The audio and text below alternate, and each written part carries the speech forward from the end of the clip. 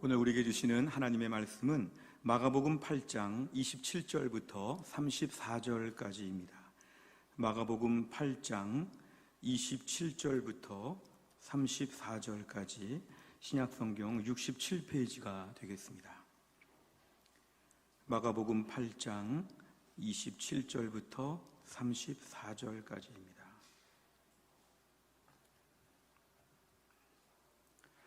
마가복음 8장 27절부터 34절까지의 말씀,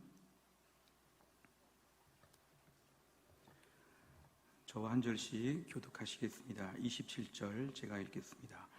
예수와 제자들이 빌립보 가이사랴 여러 마을로 나가실새 길에서 제자들에게 물어 이르시되 사람들이 나를 누구라고 하느냐?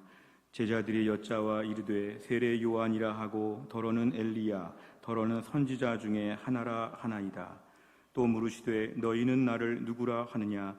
베드로가 대답하여 이르되 주는 그리스도시니이다 하매 이에 자기의 일을 아무에게도 말하지 말라 경고하시고 인자가 많은 고난을 받고 장로들과 대제사장들과 서기관들에게 버림받아 죽임을 당하고 사흘 만에 살아나야 할 것을 비로소 그들에게 가르치시되 드러내놓고 이 말씀을 하시니 베드로가 예수를 붙들고 항변하매 예수께서 돌이키사 제자들을 보시며 베드로를 꾸짖어 이르시되 사탄아 내 뒤로 물러가라. 내가 하나님의 일을 생각하지 아니하고 도리어 사람의 일을 생각하는도다 하시고 무리와 제자들을 불러 이르시되 누구든지 나를 따라오려거든 자기를 부인하고 자기 십자가를 지고 나를 따를 것이니라. 아멘. 기도하겠습니다.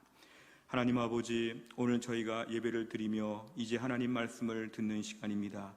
하나님 말씀을 선포하는 주의 종을 성령 충만하게 하셔서 하나님 말씀을 능력 있고 권세 있게 대언하게 하여 주옵소서.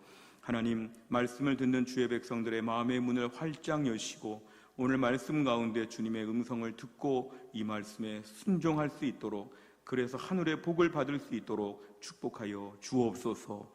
예수님의 이름으로 기도하옵나이다. 아멘. 우리 기독교의 역사를 보면 2000년 교회 역사는 수많은 민족과 또 수많은 문화 속에서 다양한 모습으로 이렇게 뿌리를 내리는 경우들이 많이 있었습니다. 그래서 사람들은 늘 기독교에 대해서 이렇게 물어봅니다. 당신은 무엇을 믿고 있습니까? 기독교는 무엇입니까? 예수님은 누구십니까? 이런 질문들을 저희들에게 많이 하고 있습니다. 특별히 요즘 같은 코로나 시대에 불신자들은 이 교회를 향해서 늘 물어볼 것입니다. 교회는 무엇하는 곳입니까?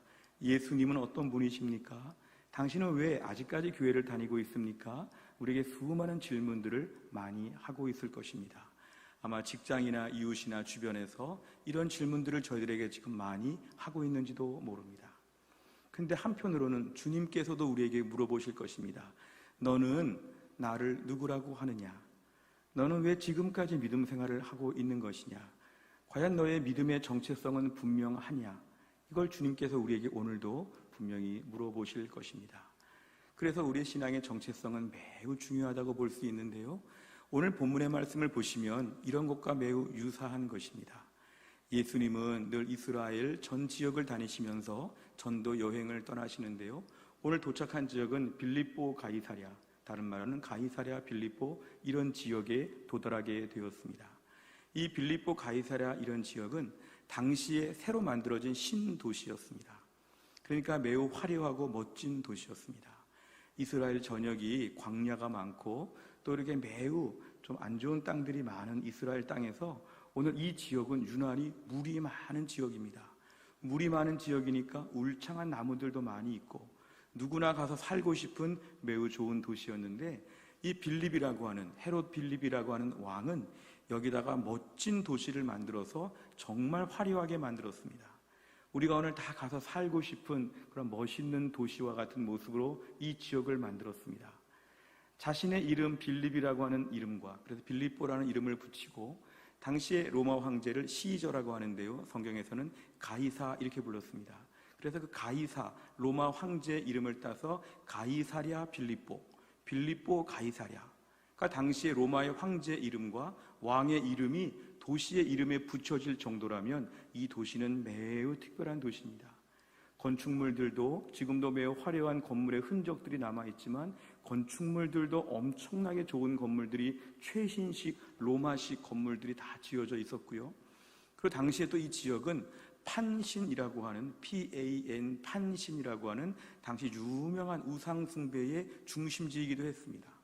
그러니까 이 지역에는 화려한 문명을 따라서 대단한 사람들도 많이 모였고, 그리고 이 지역에는 우상을 믿고자 하는 각종 종교인들의 어떤 집단 모임 장소가 되기도 하였습니다. 그러니까 이 지역에 사람들이 가게 될 때는 이 지역을 구경하느라고 정신이 없을 것입니다. 와, 멋있는 건물이 있다. 대단한 사람들이 오늘 누가 여기에 왔다더라. 이러면서 지금 다 눈이 휘둥그레져서 막 두리번 하면서 이 지역을 다닐 수밖에 없는데요. 아마 예수님의 제자들도 이런 것을 그전에 본 적은 없어서 두리번거리면서 지금 감탄하고 다니는 그런 분위기에 예수님은 전혀 다른 질문을 하셨습니다. 사람들이 나를 누구라고 하느냐? 사람들이 나를 누구라고 하느냐? 저 빈들이나 광야에서 이런 질문을 하시면 우리 예수님은 좀 대단해 보이고 높아 보일 수 있을지 모르지만, 이 화려한 도시에서 사람들이 나를 누구라고 하느냐 물어보시면 예수님은 상대적으로 매우 초라하게 보이고, 예수님 믿는 제자들도 매우 좀 낮춰 보일 수 있는, 무시받을 수 있는 바로 그런 분위기에서 예수님은 굳이 여기에서 이 질문을 하십니다. 사람들은 나를 누구라고 하느냐? 오늘 이런 질문 앞에 제자들은 잔뜩 주눅이 들었을지도 모르고 좀 예수님이 좀 초라하게 느껴졌을 수도 좀 있었습니다만, 제자들은 이런 질문에 답을 합니다. 사람들이요, 예수님 보고 세례 요한이라고 말해요. 예수님 보고 또 사람들은 엘리야라고 해요. 선지자 중에 하나라고도 합니다. 많은 말들을 합니다. 그러니까 이 지역에 대단한 사람들, 많은 다양한 사람들이 모여 있으니까 예수님에 대한 소문 가운데 이런저런 평가들을 이렇게 많이 할 수 있었다는 거죠.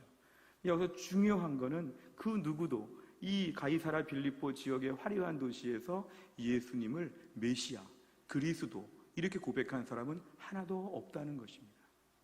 그렇게 세상적인 철학과 지식과 세상적인 권력과 많은 것을 가지고 있는 이 눈부신 도시의 그 똑똑한 사람들 중에 그 누구도 예수님을 제대로 알아보지는 못했다는 것입니다. 세상적인 학문과 세상적인 지식에 얼마나 이들이 능통했을지라고 할지라도 영적으로는 무지했다는 걸 알 수 있습니다. 그러니까 이들은 아무런 말을 많이 해도 예수님을 제대로 알아보지 못하는, 겉으로 볼 때는 멋있고 화려한데 속으로 보니까 영적으로는 매우 빈곤한 상태에 있는 이 지역 사람들의 모습을 우리가 암시적으로 알 수가 있습니다. 그런데 오늘 여기서 얘기가 끝나지 않고 예수님은 제자들에게 물어보십니다. 그런데 그렇다면 너희들은 나를 누구라고 하느냐?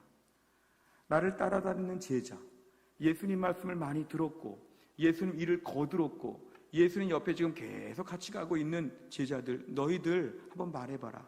사람들은 그렇다고 치고, 사람들은 메시아를 못 알아보고, 사람들은 이런저런 어리석은 말들로 예수님을 본다고 할지라도 그 사람들 말고 너희들, 예수님의 제자들, 너희들은 나를 누구라고 하느냐? 이렇게 예수님 물어보십니다.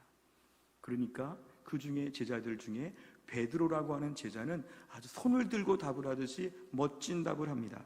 한번 29절 한번 읽어볼까요? 본문의 29절입니다. 같이 읽겠습니다. 시작. 또 물으시되 너희는 나를 누구라 하느냐? 베드로가 대답하여 이르되 주는 그리스도시니이다 하매. 아멘. 예수님의 질문 앞에 베드로는 아주 손을 들고 멋있는 답을 합니다. 근데 답을 가만히 보니까 너무 정답을 얘기합니다. 좀 몇 가지 얘기하다가 답을 이렇게 만들어가는 게 아니라 단번에 100점짜리 답을 그냥 해버렸습니다. 주는 그리스도십니다. 이 그리스도라는 말은 헬라어, 신약 성경에 나오는 단어인데요. 이게 바로 구약에서 말하는 메시아입니다. 예수님이 독생자 예수 그리스도가 이 땅에 메시아로 오신 것에 대하여 이 빌립보 가이사랴의 그 대단한 사람들 하나도 못 알아보고, 다른 제자들은 지금 긴가민가 하고 있는 이런 상황에서 베드로 혼자서 정답의 정답을 지금 멋지게 답을 했습니다. 우리 생각에는 예수님 이 정도 따라다녔으면 이 정도 말은 당연하지, 제자들이 이 정도 말은 할 수 있어야지 이렇게 볼지 모르지만 사실 제자들의 수준이 아직 다 그렇게 좋지는 못했습니다. 마가복음 4장 41절에 보니까 이렇게 얘기합니다. 그들이 심히 두려워하여 서로 말하되 야 그가 누구이기에, 예수님이 누구시지, 예수님 어떤 분이시길래 바람과 바다가 순종하지 놀래고 있습니다. 예수님이 지금 배에서 풍랑을 잔잔케 하시니까 하나님의 아들 예수 그리스도께서 능력을 행하셨다 이렇게 믿기보다는 와 신기한데 예수님이 이런 일도 할 수 있네? 이분 도대체 정체가 뭘까? 이분 누구시기에 이런 기적을 행하셨을까? 제자들도 아직 예수님을 잘 몰랐다는 것이죠. 잘 모르면서 부지런히 따라다니는 것입니다. 부지런히 따라다니는데 모르는 것이죠. 예수님을 따라다니면서 이것저것 많이 봤을 텐데 말씀도 반복적으로 들었을 텐데도 불구하고 이 지금 제자들은 누구지? 이야 오늘 어떻게 이런 일을 할 수 있지? 예수님 보기보다 더 대단하신 분인데 별의별 이야기를 하는 것. 그런데 이 와중에 오늘 베드로가 이런 말을 한 것은 매우 칭찬받을 만한 특별한 일이었습니다. 마치 반에서 1등한 아이처럼 오늘 베드로는 너무 멋지게 말을 했습니다. 우리가 오늘 이 마가복음에는 좀 밋밋하게 지나갔지만 오늘 마태복음 16장에 이 비슷한 구조를 보면 예수님이 칭찬하십니다. 야 베드로야 시몬아 네가 복이 있다. 어떻게 이렇게 답을 잘했느냐? 예수님이 칭찬하신 것이죠. 그러니까 베드로는 오늘 여기까지만 딱 끊어서 보면 베드로는 다른 제자들은 지금 다 긴가민가 헤매고 있는데 혼자 정답을 말하고 혼자 너무 더 분명한 신앙 고백을 잘했다고 볼 수가 있는 것이죠. 근데 문제는 오늘 예수님께서 이제 그리스도라는 것에 대하여 예수님의 설명을 해주시고 예수님 앞으로 사역을 말씀을 하시죠. 앞으로 십자가에서 죽고 죽음 이후에 부활할 것이다. 이런 말씀을 예수님이 하셨는데 31절 이하의 말씀을 보면 예수님의 이런 말씀을 들었을 때 베드로의 반응은 이제 베드로가 갑자기 화가 나고 흥분하게 되었습니다. 아니 예수님 그러시면 안 되죠. 그리스도가 그러시면 안 되죠. 항변했다는 말은 막 따지고 싸우려고 하는 것처럼 막 흥분해가지고 예수님 붙잡고 말했다는 것입니다. 베드로가 정답은 이야기했지만 그리스도라는 건 알아봤지만 그리스도가 뭔지는 베드로가 몰랐다는 것입니다. 사실 당시의 일반적인 이 시대에 사람들이 그리스도 메시아에 대해서는 어떻게 생각했냐면요, 정치적으로 로마의 식민지 지배하에서 우리 민족을 해방시켜주는 정치적인 메시아, 경제적인 수탈로 말미암아 먹을 것도 별로 없고 가난하고 근근히 살고 있는데 우리에게 먹을 것을 떡을 배불리 먹게 해주는, 굶지 않고 잘 먹고 잘 살게 해주는 그런 메시아. 헬라 시대에 수많은 문화가 막 들어와서 그냥 외래 문물들이 막 섞여 있을 때 다윗과 솔로몬 시대, 모세 시대의 신앙의 자존심과 정체성을 막 부각시켜 줄 만한 그러한 메시아, 이런 것들을 다 기대했기 때문에 그렇게 오신 메시아가 앞으로 죽고 부활하고, 아마 부활하고라는 말은 잘 듣지도 못했을 건데요, 죽는다, 붙잡혀서 죽는다, 처형을 받는다, 이런 얘기를 들었을 때 오늘 베드로는 막 항변하게 되었습니다. 그러니까 베드로 말고 다른 제자들도 마가복음 10장 37절에 보면은 야고보와 요한도 비슷한 말을 하죠. 예수님 나중에 예루살렘에 들어가셔서 예수님이 높은 왕의 자리에 오르시면 저희가 양쪽에 두 번째, 세 번째는 우리 형제가 좀 맡아서 할게요. 야고보와 요한은 이런 얘기를 할 정도입니다. 예수님은 예루살렘에 가셔서 죽으러 가셨고 그 십자가의 죽음으로 우리를 살려주셨는데 이런 것들을 전혀 모른 채 왕이 되니까 두 번째, 세 번째 높은 고위 공직자가 되고 싶은 마음에 오늘 야고보 요한도 엉뚱한 말을 하죠. 나중에 요한복음 6장 15절에 보면은 오병이어의 기적이 끝난 다음에 사람들은 예수님을 왕으로 모시려고 했습니다. 야, 예수님만 믿으면 5,000명을 기적같이 먹여 살릴 수 있는 능력이 있으시대. 에브리데이 오병이어면 얼마나 좋을까? 지금 떡을 사기 어렵고 먹고 살기 어려운 시대에 우리 예수님 우리 가운데 오시면 매일매일 오병이어의 기적을 베풀어 주시니까 이런 분은 우리가 왕으로 섬겨야 돼. 예수님을 왕으로 섬기려고. 이러한 분위기 가운데서 오늘 많은 사람들은 그리스도인지도 못 알아보고 그리스도인 줄을 알아보면 엉뚱하게 생각하고 오늘 본문은 바로 이런 분위기죠. 예수님은 오늘 31절에서 예수님은 앞으로 십자가에서 죽으실 것이고 부활하실 것이고, 34절에 보니까 나를 따라오려거든 자기를 부인하고 자기 십자가를 지고 예수님을 따라야 한다고 이들의 잘못된 메시아 그리스도관을 이렇게 바꿔주십니다. 메시아는 이 땅에 와서 부귀영화 누리면서 화려하게 왕처럼, 로마 황제처럼 다스리는 그런 것이 아니라 예수님은 이 땅에 오셔서 십자가에서 죽으러 오셨다.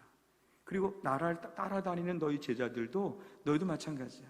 두 번째, 세 번째 높은 자리에 오르려고 생각하지 말고 자기를 부인하고 자기 십자가를 지고 나를 따라와야 돼. 메시아는 어떤 분이신지, 제자는 어떤 사람이 되어야 하는지 오늘 예수님은 이들을 교정하여 주시면서 설명하여 주셨습니다. 그러니까 베드로는 이날 믿음의 결국에 대하여, 믿는 것이 무엇인지에 대하여 철저하게 배우게 되었습니다. 믿음 생활 잘하면, 예수님 잘 믿으면 그 예수님 옆에 있다가 뭔가 득을 봐가지고 이것도 누리고 저것도 누리고 축복을 받고 잘 살고 행복하고, 이게 아니라 예수님 잘 믿으면 우리 영혼이 구원을 받는 것이구나. 이 땅의 부귀영화 이런 것이 중요하지 않고 예수 믿으면 구원을 받는 것이구나. 나중에 베드로전서 1장 8절과 9절에 보면 베드로는 이런 고백을 합니다. 예수를 너희가 보지 못하였으나 사랑하는도다. 아직 이제도 보지 못하나 믿고 말할 수 없는 영광스러운 즐거움으로 기뻐하니 믿음의 결국은 무엇이냐? 영혼의 구원을 받는 것이다. 예수님 따라다니는 결과는 무엇이냐? 영혼의 구원을 받는 것이다. 베드로는 옛날에 그걸 깨닫지 못했지요. 베드로는 옛날에 그런 식으로 생각하지 않았지만 오늘 예수님 말씀을 듣고 나서 베드로의 평생에 이러한 믿음이 뿌리를 내리게 되었다는 것이죠. 믿음의 결국은 무엇이냐? 영혼의 구원을 받음이라. 그러니까 베드로는 담대하게 이런 이야기를 하고 다녔다는 것입니다. 오늘날 우리가 예수를 믿고 신앙생활하면서 우리가 얻을 수 있는 가장 큰 축복은 무엇이냐? 이 코로나 시기에 교회를 나오고 지금도 예배드리고 경건생활하고 믿음으로 살려고 애쓸 때 우리에게 오는 가장 큰 축복은 무엇이냐? 코로나 시기에 가난해지고 불편해지고 답답해지고 화가 나고 너무 무기력하고 좌절하고 절망하는 때를 살고 있는데 내가 지금도 예수를 믿고 있다면 가장 우리에게 주시는 그런 유익이 무엇이냐? 이 부분을 오늘 본문은 영혼의 구원이라는 걸 우리에게 답을 하여 줍니다.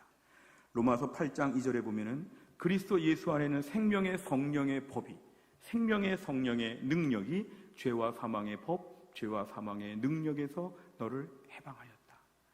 우리가 오늘날 예수 믿고 받는 가장 큰 축복은 뭐냐면 영혼의 구원이라는 것이죠. 우리가 오늘 죄와 사망의 권세 아래서 쩔쩔매죠.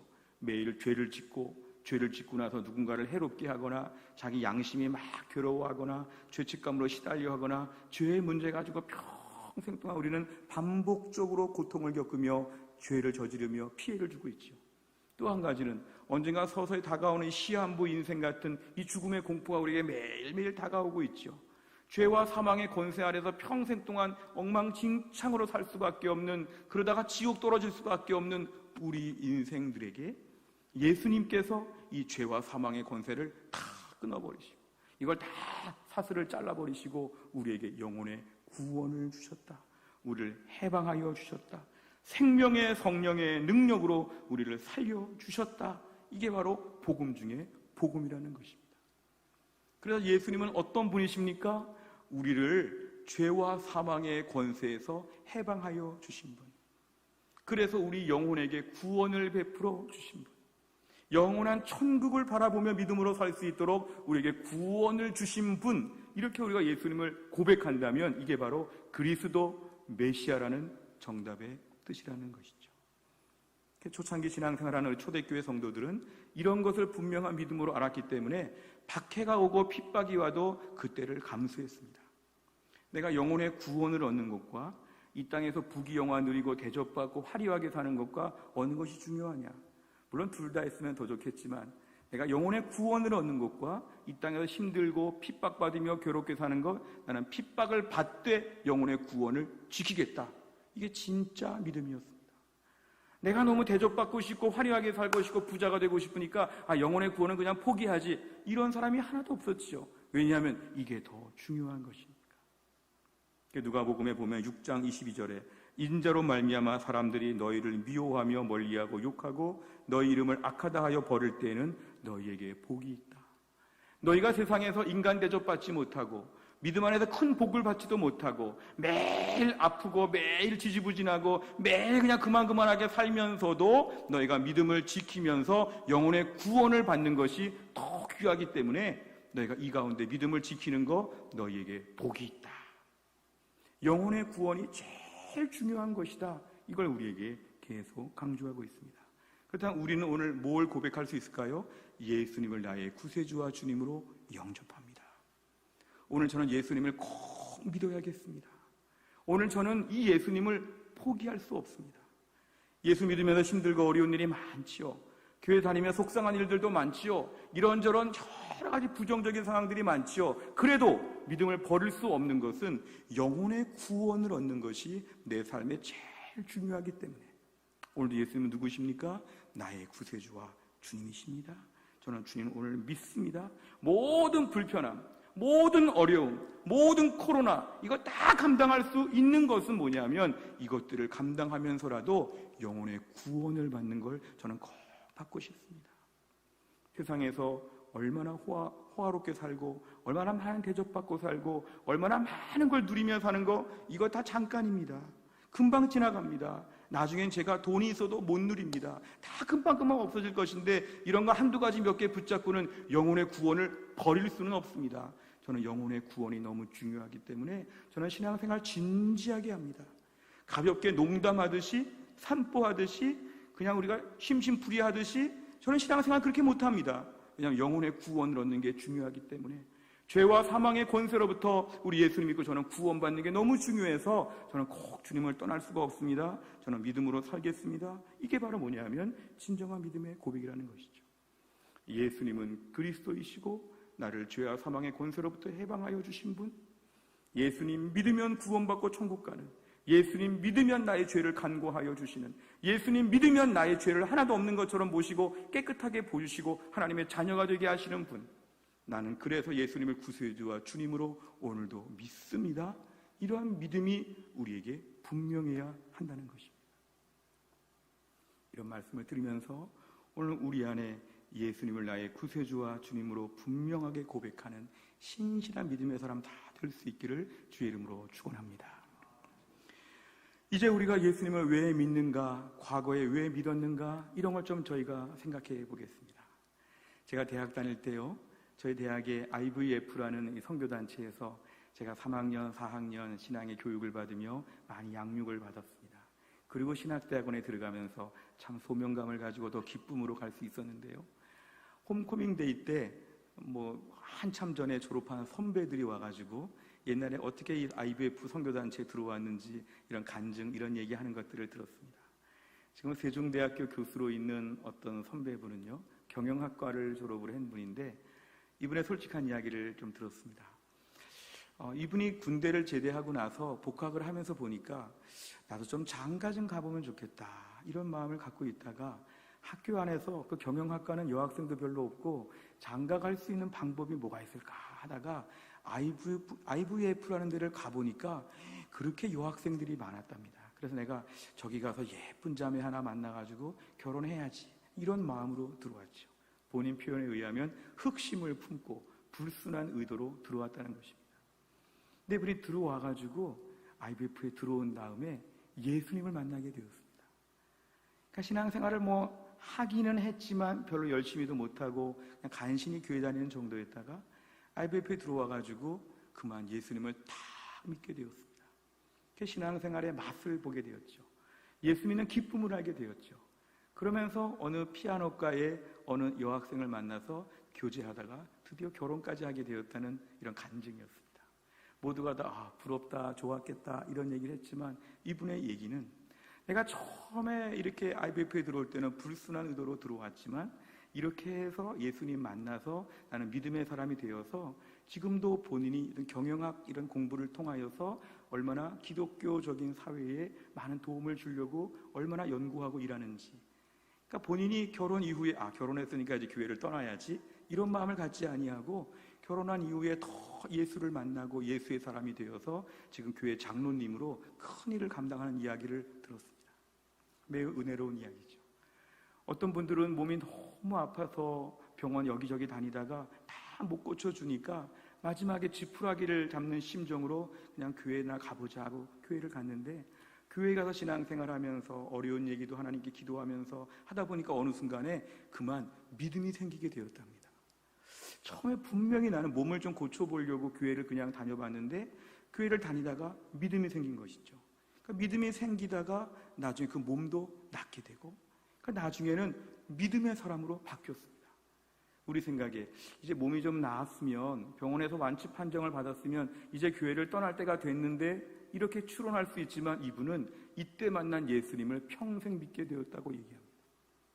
어떤 분들은 뭐 사업이 좀 어려워서, 좀 자녀들 키우다가 어려움이 있어서, 주변에 많은 어려움이 있어서 이래저래 이유로 다 교회를 처음에 나올 수 있는데요, 그렇게 나오다 보니까 예수님을 덜컥 만나게 되어서 그 예수님을 믿고 믿다가 수십 년 믿음 생활을 하게 되었다는 이런 간증들이 얼마나 많은지 모릅니다.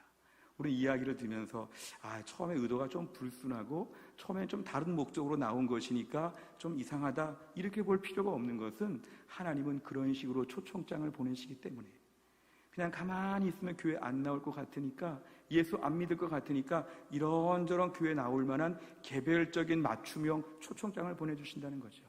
그래서 예수를 믿게 되었다는 것인데요, 이 모든 건 다 존중받아야 될 그런 이야기입니다. 난 옛날에 어떻게 예수를 믿었나? 한번 다 말씀해 보시면 다 존중받아야 되고 귀한 사연들이 많이 있죠. 근데 문제는 그런 일들이 해결된 다음에 예수를 계속 믿게 된다는 게 은혜입니다. 처음에는 그래서 예수를 믿고 교회 나오게 되었지만, 지금은 그 문제가 해결되고 응답을 받았는데도 불구하고 왜 지금도 교회를 다닙니까? 이렇게 물어보면, 저는요, 그때 예수님 만나서 지금까지도 그 예수님과 매일 만나고 있습니다. 그리고 너무 귀한 주님을 저는 만나게 되었기 때문에 저는 지금도 신앙생활을 참 재미있게 하고 있습니다. 이런 고백들을 많이 하고 있습니다. 만약에 우리가 예수님 만나고 나서 이런 과정을 겪게 된다면 이건 너무 축복이죠. 처음에 이런저런 이유로 교회를 나오게 됐는데 예수님 만나고 나니까 이젠 예수님을 계속 믿게 되고 만나게 되고 영혼의 구원을 얻음이라, 이런 영혼의 축복을 받았다는 것입니다. 우리나라 역사를 보면요, 1900년대, 1910년대를 보면 많은 민족주의자들이 교회 안에 들어오게 되었습니다. 왜 들어왔냐 하면은요, 교회 공동체에 들어와서 우리나라가 지금 일본에게 잡혀있는 식민지가 되는 이 상황 가운데 이 나라의 독립을 위해서, 이 나라가 부강하게 되기 위해서 내가 신앙의 힘을 빌자, 하나님의 도우심을 받고 나라와 민족이 좀 잘 됐으면 좋겠다, 이래가지고 많은 분들이 교회를 들어왔는데요, 1919년에 3.1운동 직후에 많은 분들이 또 교회를 떠나게 되었습니다. 민족주의자와 같이 교회에 들어온 분들의 두 갈래가 있었는데요, 한 갈래는 뭐냐 하면, 그런 이유, 나라와 민족이 너무 불쌍하고 비참하니까 하나님 나라와 민족을 살려주세요 하고 들어왔다가 그만 예수님을 만난 분이 있었습니다. 예수님 만나고 나니까 나라와 민족 문제보다는 내 죄의 문제가 더 크지요. 내가 회개할 게 참 많았지요. 무슨 나라와 민족을 위해 대단한 일을 하는 것보다는 내가 얼마나 부패하고 썩었는지를 알고 십자가의 사랑을 깨닫고 예수 믿고 새 사람이 되어서 새로운 삶을 살게 되는 것에 대하여 은혜를 흠뻑 받은 분들이 있었습니다. 이런 분들은 내가 나라와 민족을 위해 교회를 나왔지만 예수를 믿으면서 오히려 나라와 민족을 위해서 제가 다니엘이 되겠습니다, 에스더가 되겠습니다, 이런 믿음의 결단을 하고 나라와 민족을 위해서 수많은 일을 감당했다는 것이죠. 근데 어떤 분들은 그렇게 해서 교회를 왔다가 끝내 예수님을 못 만난 분들, 나라와 민족이 지금 어려운데 무슨 지금 한가롭게 예배를 드려? 이 성경 공부 같은 거 지금 할 때야? 어서 나라와 민족을 위해서 일본과 싸워야지. 기도하는 거 이거 시간 낭비지. 나라와 민족이 지금 얼마나 어려운데 한가롭게 모여서 지금 교회가 이거 지금 너무 지지부진해. 아니지. 예수를 만나지 못하고 교회를 독립운동 본부로만 생각한 분들이 있다면 이분은 1920년대 이후에 다 교회를 떠났습니다.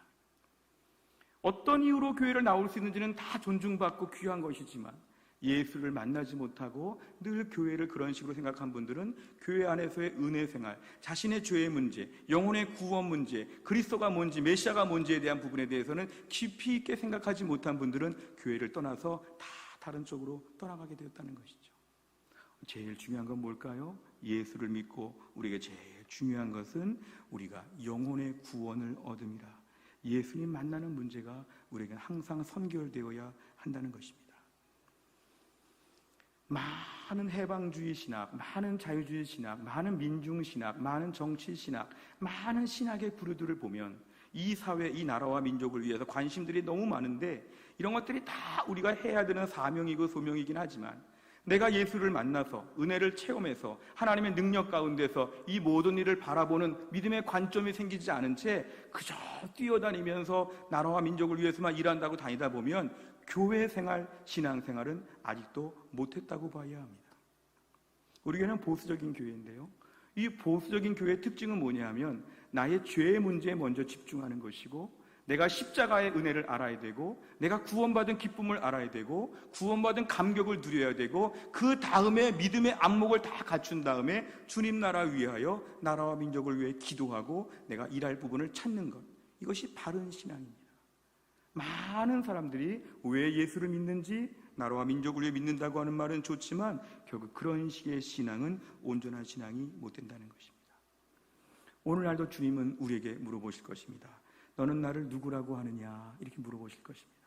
이럴 때 우리 중에 어떤 분들은 잘 모르겠습니다, 잘 모르고 그냥 교회 다닙니다, 이렇게 물어본다면 빌립보 가이사랴 지방의 사람들과 똑같은 것이죠. 예수를 왜 믿는지도 모르고 예수가 누구신지도 모른다면 오늘 다시 한번 분명히 들으시기를 바랍니다. 죄와 사망의 권세 아래에서 평생 소망이 없던 우리에게 하나님의 아들 예수 그리스도가 이 땅에 오셔서 십자가에서 죽으심으로 우리를 위해 대신 십자가에서 피 흘려 죽으셨고, 그 십자가의 죽으심을 믿는 자들에게는 구원을 주신다는 복음을 받아들이는 것, 이게 바로 믿음입니다.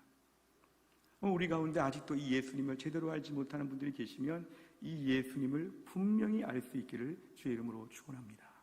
그런데 우리가 오늘 예수님을 나의 구원자라고 고백하는 분들이 우리 가운데 계시다면, 우리 가운데 어떤 분들은 꼭 베드로와 같을 수도 있습니다. 이건 바로 뭐냐면 주는 그리스도십니다 이렇게 말은 했는데 그리스도가 뭔지는 몰랐던 베드로처럼, 예수님은 나의 구원자가 되십니다 말은 정답을 말했는데 구원자는 뭐 하시는 분인지를 오해하는 분들이 계십니다. 어떤 분이 이렇게 말하죠. 구원자이시니까 나를 매일매일 위로해 주세요. 제가 너무 힘드니까 매일매일 위로해 주세요. 물론 주님께서 우리를 위로하시고 위로하시는 하나님의 사역이 있지만 1순위가 위로다 생각하게 되면 이건 우리의 신앙이 구원자를 오해한 것입니다. 심리학에 물든 기독교, 오늘 내가 얼마나 힘들고 어려운데 치유하여 달라고, 나를 위로해 달라고, 물론 중요하지만 이것이 내 신앙생활의 1순위가 되면 이런 분은 예배 왜 드릴까요? 하나님을 경배하는 게 아니라 위로받으려고 예배 드리죠. 위로받으려고 성경 보죠. 위로받으려고 찬양하죠. 위로, 치유, 내 모든 문제 가운데 마치 영양제를 공급받는 것처럼 구원자를 그렇게만 생각한다면 하나님에 대하여 오해한다는 것입니다. 하나님을 1순위로 위로자로만 본다면 그건 잘못된 것이죠. 또 한 가지는 구원자라는 고백은 했지만 하나님은 어떤 분이시냐? 나에게 감동을 주고 재미를 주고 즐거움을 주시는, 요즘같이 힘든 때 그런 막 즐겁게 해주시는 엔터테인먼트 같은 하나님을 요구하고 있다면, 구원자라는 말은 맞지만 구원자를 그렇게 생각한다면 하나님은 아직도 오해하고 있는 것입니다. 물론 주께서 우리를 기쁘게 하시죠. 즐겁게 하시죠. 그러나 내가 즐겁고 내가 기쁘게 사는 것이 인생의 최대의 목적은 아니라는 것이죠. 그래서 이것이 구원자라면 우리가 오해하고 있다는 걸 알아야 합니다. 어떤 분은 구원자란 말을 이렇게 오해하는데요, 얼른 가서 어려운 사람들을 도와줘야 되고 사회 복음을 위해서 이 세상 가운데 무슨 일을 해야 될지에 대하여 앞에서 말하는 민족주의자들처럼 우리가 이런 마음이 너무 많다고 하면 이건 우리의 신앙이 비정상적일 수가 있다는 것이죠.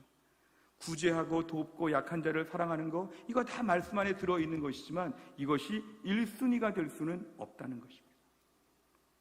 우리가 오늘 복음 안에서 우리의 모든 신앙을 돌아볼 것은 구원자이신 예수님을 고백한다면 구원자이신 예수님께서는 우리에게 오늘 영혼의 구원을 주신다는 걸 믿어야 합니다. 그리고 우리가 오늘도 예배 드리는 것이 제일 중요하고 하나님을 경배하는 것이 제일 중요하고 내가 아니라 하나님이 중심에 계시는 것이 제일 중요하다는 걸 알아야 합니다. 오늘 많은 자유주의 신학자들은 이렇게 얘기하죠. 예수님의 죽으심 이야기 그만해라. 예수님의 삶을 좀 배우자. 물론 옳은 말이지만 잘 들어보세요. 예수님의 삶과 예수님의 죽으심, 사실 예수님의 죽으심이 우리에게는 더 중요한 것입니다. 예수님의 죽으심으로 말미암아 우리가 죄의 모든 것을 벗게 되었기 때문에 예수님의 죽으심을 깊이 알 수 있는 것이 우리에게 제일 중요한 믿음의 방법이라는 것이죠. 갈라디아서 1장 10절에 보면은요, 이렇게 말합니다. 이제 내가 사람들에게 좋게 하랴 하나님께 좋게 하랴 사람들에게 기쁨을 구하랴 내가 지금까지 사람들의 기쁨을 구하였다면 그리스도의 종이 아니니라. 사람들의 기쁨을 구할 만한, 인기를 얻을 만한 많은 사역들이 있고 많은 메시지들이 있지만 이것은 부차적인 것입니다. 부차적인. 첫 번째로는 바로 뭐냐면 영혼의 구원, 그다음에 나의 구세주와 주님, 하나님을 경배하며 예배하며 하나님을 섬기는 것, 이런 것이 우리 신앙생활에는 제일 중요한 것이 되어야 한다는 것입니다. 사도행전 20장 28절에 보면은 핏값으로 세우신 교회를 얘기합니다. 여러분은 자기를 위하여 또는 온 양떼를 위하여 삼가라. 조심해라. 성령이 그들 가운데 여러분을 감독자로 삼고 하나님이 자기 피로 사신 교회를 보살피게 하셨느니라. 아멘. 교회 공동체는요, 예수님 핏값으로 사신 교회입니다. 성도들은요, 예수님의 핏값으로 사신 성도라는 것이죠. 결국 교회는, 복음은 예수님의 십자가, 예수님의 피에 대하여 이거를 이렇게 패스할 수 없다는 것입니다. 오직 예수님의 십자가의 은혜와 보혈의 능력을 강조하는 것만이 이 코로나 시기에 우리의 믿음의 정체성을 분명하게 해준다는 것입니다. 요즘 코로나 시기는 우리 신앙의 정체성을 많이 흔들고 있습니다. 그동안 내가 교회를 다니는 목적이 제대로 되지 않았으면 지금은 다 교회를 떠날 때입니다. 나는 그동안 교회 나오면서 이런 것들을 바랬는데 코로나 시기가 되니까 이런 것들이 없어졌네. 난 교회 안 나가. 뭐 이런 사람들이 많은 거죠.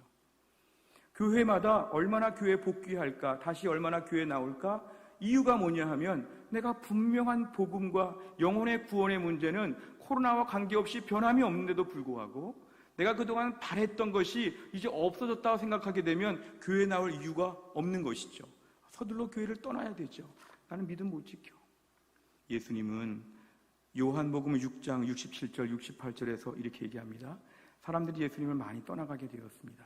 예수님 말씀 12제자에게 너희도 떠나가려느냐? 너희도 갈래? 이렇게 물어보니까 시몬 베드로가 68절에서 주여 영생 구원의 말씀이 여기 있는데 우리가 누구에게 갑니까? 갈 수 없습니다. 이런 뜻이죠. 이 코로나 때를 제가 살면서 제일 중요한 건 뭐냐면 신앙의 정체성을 붙잡게 하여 주옵소서. 너희도 이 코로나 때 교회를 떠나려느냐? 너 코로나 때 믿음 지키겠느냐? 주여 영생의 말씀, 구원의 말씀이 예수님께 있는데 제가 어떻게 떠납니까? 딴 데 가면 영혼의 구원이 해결이 안 돼요. 딴 데 가면 좀 편할지 모르지만 나중에 편하다가 그냥 지옥 가요. 영혼의 구원은 예수님만 주실 수 있어요. 저는 주님을 못 떠납니다. 못 떠납니다. 믿음은 지키겠습니다. 이렇게 우리가 믿음으로 고백해야 한다는 것입니다. 이 말씀을 마무리하겠습니다. 어떤 떡집이 새로 가게를 오픈하게 되었는데 아침나절에 조금 떡을 팔다 보니까 떡집에 떡이 없게 되었습니다. 떡이 없으니까 다른 것들을 많이 넣고는 이것도 그냥 먹고 가라고 이렇게 말하면 오는 사람들이 실망할 것입니다. 떡집에는 떡이 있어야지. 교회는 예수님이 계셔야 됩니다. 교회는 예수님에 관한 이야기 빠지면 교회가 아닙니다. 교회는 십자가가 반드시 있어야 되고, 교회는 구원의 확신이 반드시 있어야 되고, 교회는 구원의 감격이 반드시 있어야 됩니다. 이거 예수님 이거 세상에서 좀 번거롭게 여기고 좀 성도들 좀 힘들고 하니까 우리 예수님 빼고 다른 것들 지금 많이 공급하자, 다른 이야기 많이 하자 그러면 문제는 교회가 아니구나, 기독교가 아니구나, 우린 분명히 알아야 됩니다. 지금 같은 때 오히려 우리의 신앙은 단순한 고백이 필요합니다. 예수님은 누구십니까? 나를 사랑하사 나를 위하여 자기 자신을 십자가에서 내어주신, 우리에게 영혼의 구원을 주시기 위하여 이 땅에 오신 하나님의 아들 독생자입니다. 이런 고백을 우리는 분명히 해야 합니다. 나는 누구냐? 이 예수님을 나의 구세주와 주님으로 섬기는 주의 백성입니다.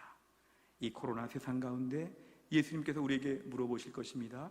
사람들도 우리에게 물어볼 것입니다. 너는 나를 누구라고 하느냐? 예수님은 누구십니까? 예수님은 나의 구세주와 주님이십니다. 분명한 믿음의 고백으로 이 때를 잘 감당할 수 있기를 주의 이름으로 축원합니다. 기도하겠습니다. 아버지 하나님 감사합니다. 코로나로 말미암아 힘들고 어려운 때를 살면서 주님께서 우리에게 물어보신다면 너는 나를 누구라고 하느냐? 주여, 주님은 나의 구세주와 주님이 되어 주십니다. 분명한 믿음의 고백을 갖출 수 있도록 우리를 붙잡아 주옵소서.